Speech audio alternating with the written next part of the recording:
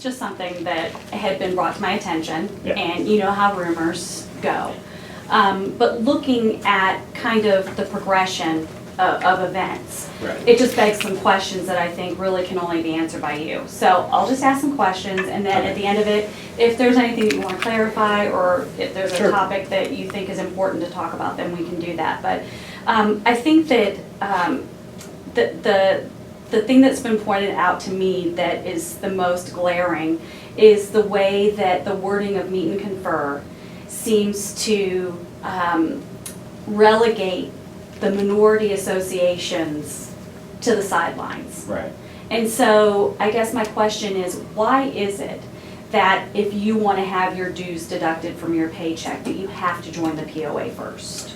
And that would be keeping an understanding that, you know, this agreement is an agreement between the city, with the city manager as the person in good faith negotiating with the bargaining unit being the Fort Police Officers Association. The chief of police is just like an administrator of the agreement. So it's not my articles that are in there, it's not my desires or my intentions, although in good faith negotiations we did have executive representation. Then two deputy chiefs sat on a negotiations panel with Human Resources Department as well as Police Association membership. And I know for a fact, knowing the quality of leadership at the table on all sides, no one ever did that with that as a byproduct of intention. They wanted to clean up some language from the previous agreement, which was their first agreement only, so that they could look at long-term issues that were related to previous wording. So the attorneys worked on that collectively. They tried to come up with a clear and more understanding type of agreement in that specific article, but it is not a police chief article or a police chief request. It is an agreement with the city manager and the association. Okay, that said, looking at it and hearing the concerns that if we're not able to deduct dues, our organization is not going to survive. Do you think it's fair? No, I don't, but here's what we want every police officer in our department to do. And I asked this my very first 3 months on this job. Keeping in mind, I came from a 20-year career that had over 40 years of contract agreements and negotiations, and I was a negotiator on both sides, from the officers union to a sergeant and lieutenant's union, as well as on the side of management. My first request when I got this job was, it is not going to benefit all officers if there are separate associations and only one has binding arbitration for this agreement. Collectively, everyone should be together on these agreements because it benefits all. However, that was not the agreement that was reached at the table, and that's not my ability to control that agreement that was reached. Well, I mean, that agreement goes through 2016, and I guess the question remains, you know, if these other two organizations can't, you know, as they have in the past, you know, with an open door policy, go and present to the new classes of recruits, and to have dues withdrawn without their members joining the POA and then their organizations, how are they supposed to survive? Yeah, and I don't have an answer for them, but I would entertain them, as I did back in February, when I first realized there were some fairly contentious issues among the representation of all of our officers. I sat all three presidents down within the executive conference room, and I asked them collectively, how can we collaborate? How can we work together in the spirit of an agreement, but we still serve all officers? And I put that request to them. They're the respected and the elected leaders of their association. I wanted harmony. I still want them to work in conjunction with one another, but I also, as the administrator of this document, this contract, I have to abide by every single particular agreement and article within. However, I think if we can get all three of these associations to agree in good faith, let's meet with the chief and the city attorney's representative that works with me on the meet and confer agreement. I think we can come up with some creative ways in which we can still continue to serve employees and still abide by everything that is contractually binding within this agreement. Is there any room for an amendment that would allow those organizations to deduct those dues from the paychecks? There would be, and that would require the city manager, to accept that agreement to go back to the table. I would then appoint, an executive to be part of the negotiating team, and then the Police Officers Association would have to agree to that. We would have our attorneys involved as well, and we could make that, but really the recommendation would have to come from the Fort Worth Police Officers Association and as they move forward in negotiating this. But that would be their choice, their decision. But as I mentioned to them when we met in February, I would support that. And I think it does benefit a real holistic type of association agreement so that all employees have a representation interest. But that may be in conflict with the spirit of the POA's executive board at their decision. Yeah, I mean, if I'm a member of the LPOA and I'm reading the language in Meet and Confer, I understand how they feel disenfranchised. Because if you're saying that the POA, the Fort Worth POA, has to say, yep, that sounds like a good idea, let's go back and recommend that. I mean, what is the likelihood that the POA is going to do that on behalf of the BPOA or the LPOA? And from my experience before getting this job, that is clear. And that's why within my first 3 months, I really wanted to see some kind of participation and maybe executive board membership from these other associations so that all persons have a voice within that board. Unfortunately, that did not happen. And then when I noticed some more contention, February of this year, and I sat all 3 presidents down, I'm hoping that at some point maybe they can come into an alignment and an agreement that maybe this is worthy of a reopener.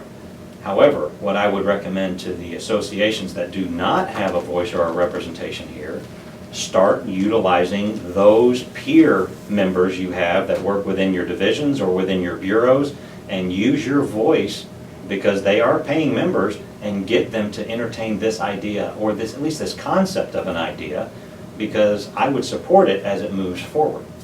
Why can't the LPOA or the BPOA just call up whoever it is who's running the academy classes and say, hey, can we come present? Why do they have to go through Steve Hall and you?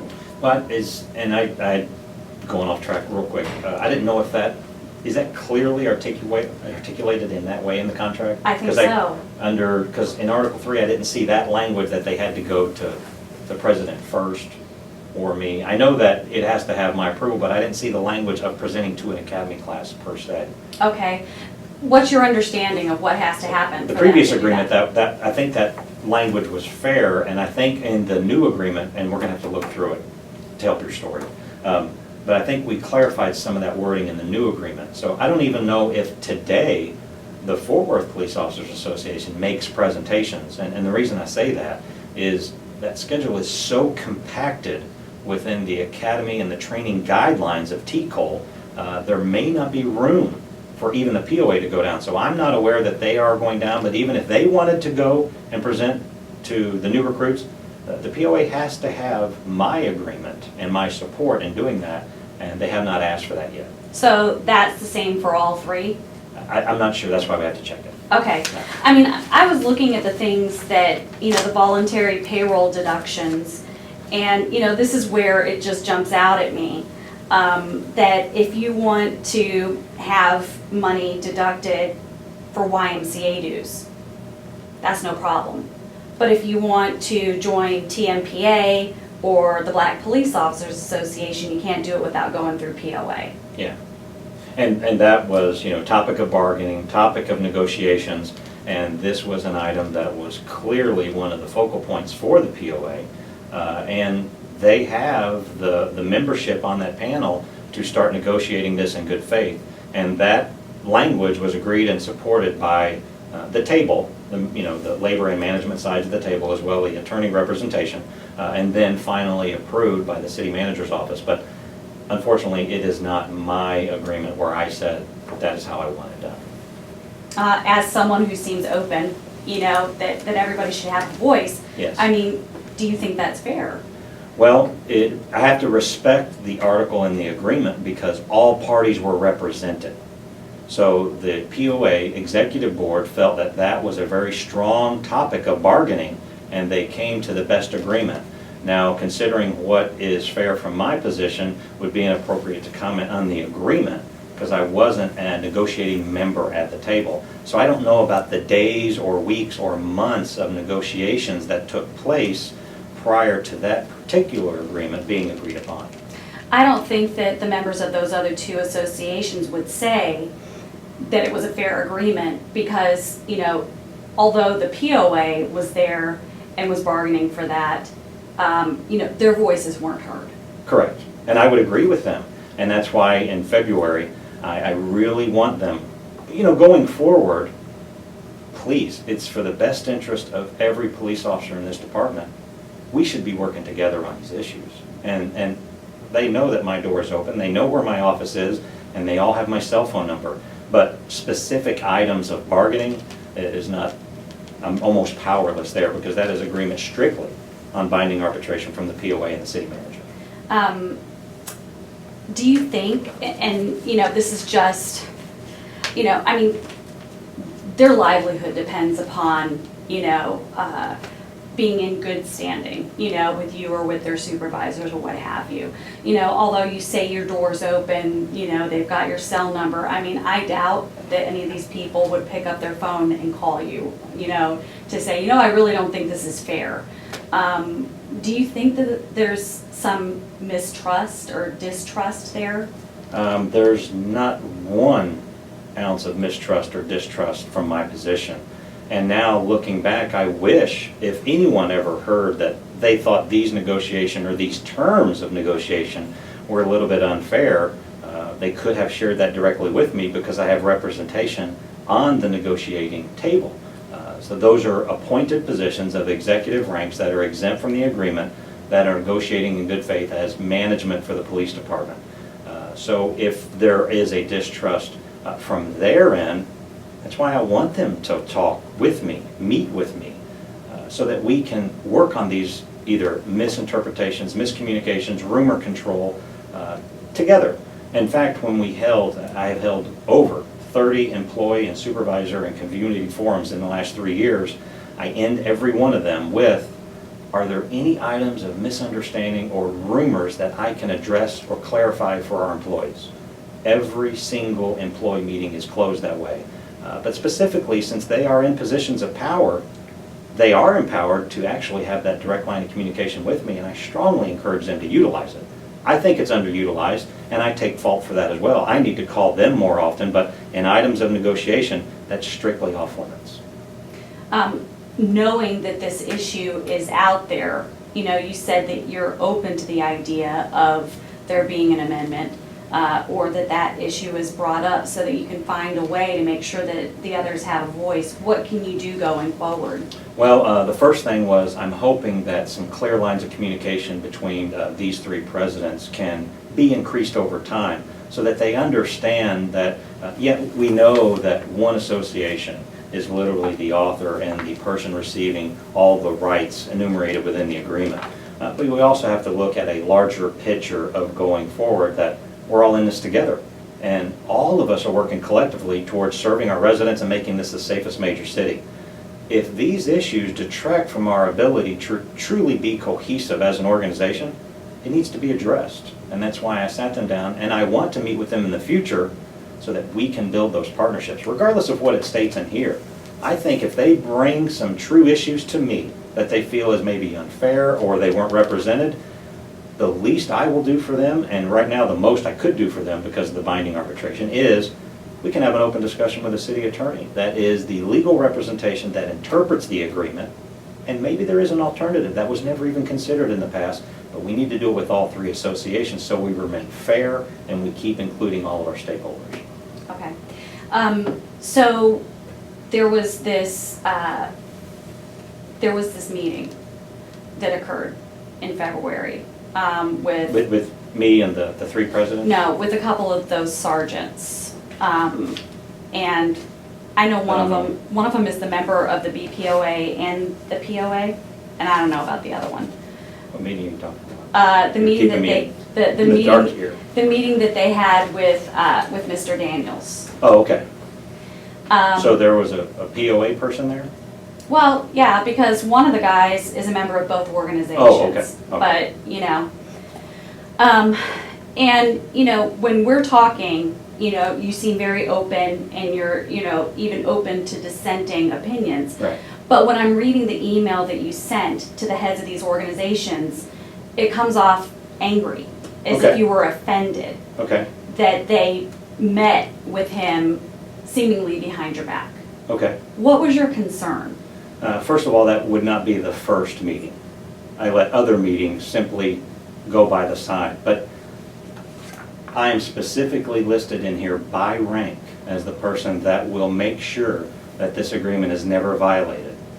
It's my job to make sure every amendment, every paragraph, every word in here, the entire organization upholds to. Every supervisor, every sworn officer, anyone that has any kind of decision or ability to influence any kind of decision. Unfortunately, it does not go to any other person in the city other than Chief of Police, and I'm listed throughout this document. So when discussions are made that I feel have been made before, and I did not take any kind of formal action, but I hear, like you heard, many conversations, many rumors. People also will inform me about different situations in the organization. I also have to evaluate what is determined to be a violation of the agreement. So the email was sent with a very direct tone so they would understand we have to abide and respect by this agreement because I am the enforcer of the rules in the agreement. It was clearly communicated that way. And if persons were to take offense to it, I would apologize to them, but no one ever came to me saying they were offended by the email. Well, I guess that, I understand if you're the one who has to make sure that everybody's abiding by the agreement, but my understanding about the agreement is that it's between the parties, so it's between the city and the POA. Correct. If there are individual officers who are having lunch with someone or meeting to talk to them about whatever the topic is, how is that a violation of the agreement? Yeah, Article 17 in the fourth paragraph, you'll see that there is a position the city will and will not take. It was actually a department head meeting that these conversations were made aware to me, and it appeared to me that it might have been an intent to discuss issues that were in violation with the agreement. I was hoping that was not the case, but I cannot be the person that hears it and decides upon it. Someone else has to look into the facts of what really occurred. So information came to my attention. It looked like it could be a possible violation within Article 17, so I had to have people look into it. Otherwise, if I turn my back as the primary enforcer of the agreement, I'm not doing my job, and I will never show up to work and not do my job. So, and I don't know really what the process is, but what's been described to me is that, if somebody violates this agreement, that's really a civil issue, that it's something that could be taken up, and that there are parameters set out in meet and confer if there's a perceived violation. Why is it that internal affairs was brought into it? Yeah, if you'll read through the agreement, you'll see that the wording about how it's arbitrated and how it's decided is when there is an agreed party violation. Meaning if the POA as a signed party and or the city as the city manager as a signed party, if one of them are in direct violation. I have read through the agreement multiple times and it never ever states if another association or a party not enumerated here within, what happens when they have a potential violation. All I needed was an independent party to review the facts of what had occurred that was brought to my attention and find out what really happened. I can't go off rumors.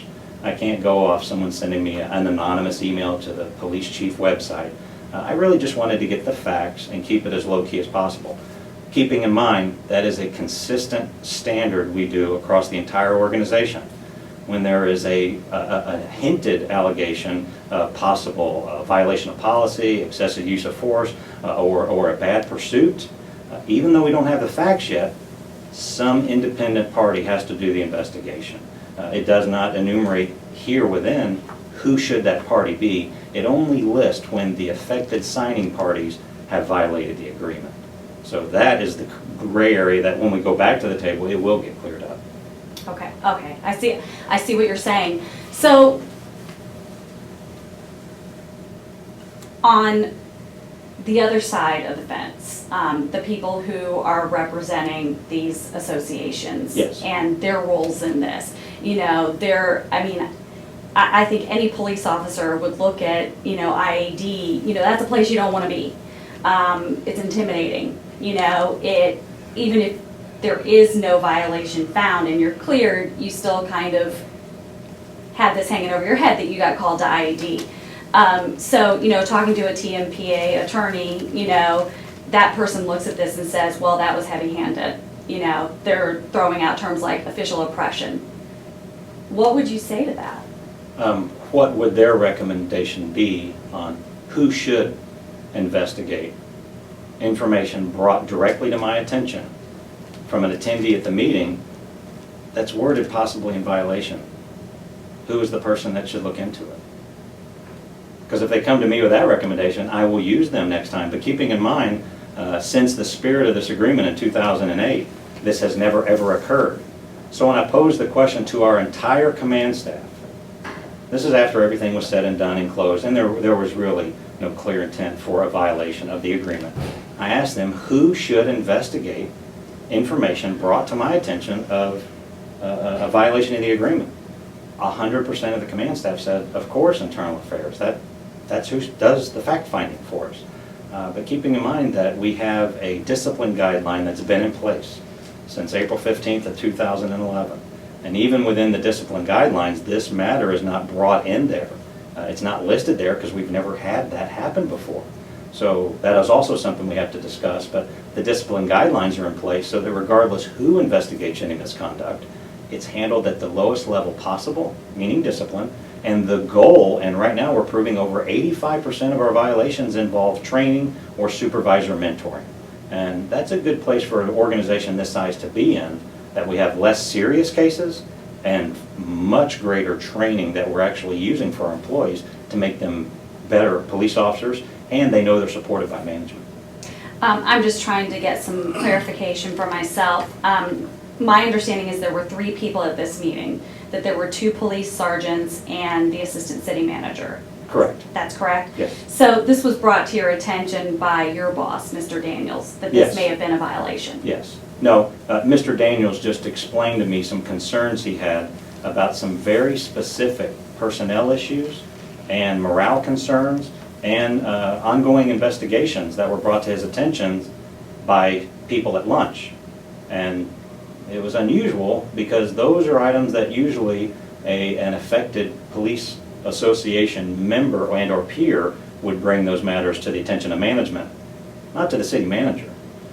So when I found out it was a different association, that didn't seem right, because they all have, especially within all of our divisions, you have a POA, peer representative, that handles all of those issues collectively. So it was a little unusual, but I knew it wasn't the first time that these lunches, and these are social lunches. He has friends in many, many areas of the community, but these topics were a little bit unique. So there was nothing found to be in direct violation, but you're saying that it bordered on it? There was no formal action taken. We wanted the true facts to come forward, and I think most of it was conversational in nature. And I just have to, understand that the conversation, I've never given every assistant city manager training on every article within this agreement. So he did not know. These were just good faith conversations, and I left it at that. And it was my decision that internal affairs investigation was closed, that it was completed, and I found that there was no violation. But I wanted the facts presented to me instead of rumors and innuendos. Okay. Is there anything that I didn't ask you that you wanted to clarify? I'm hoping you asked that. But I related to which topic? The questions that you've asked me, or anything? Well, I mean, is there anything about these topics that you believe you didn't get to say all that you wanted to say on it? I mean, it's just open-ended. I mean, I don't pretend to know everything about this stuff. Well, I utilize a phrase to a lot of people, both within our police department, our community, especially a lot of our community leaders who are so passionate about supporting our mission, that there's a lot of agenda-based communication going on. And what I mean by that, is someone will have an agenda when they start this communication, and sometimes you need to understand what the agenda is prior to putting fact or rumor attachments to the conversation. So I would have, if anyone is upset with me or my decisions, I would hope they know I'm approachable. They can come to any one of the dozens upon dozens of employee meetings we've had, and I talk to numerous employees, totally off the record, about a multitude of issues. But no one has ever brought these issues to me. So it's kind of a challenge for me to think that I have some kind of special gift that I know the hundreds upon hundreds of issues working within such a large city and such a large police department, unless they come to me and make it aware. Also, we have command staff and executive officers that are active members of both of these associations. I'm hoping they utilize those friendships and partnerships, that if they don't feel comfortable coming to me, then go to them. You have known these brothers and sisters of yours for your entire career. They have my ear every single day of the week. We're in meetings together all the time. So if the failed communication, I take responsibility for that. All I ask them to do, consider the volume of issues we've had in the last 2 years. Budget, crime control, reorganization, pension reform, morale related to many of these issues, not to mention the ongoing, maybe weekly headlines that we have to address to keep the spirit afloat within the community that we are serving our residents.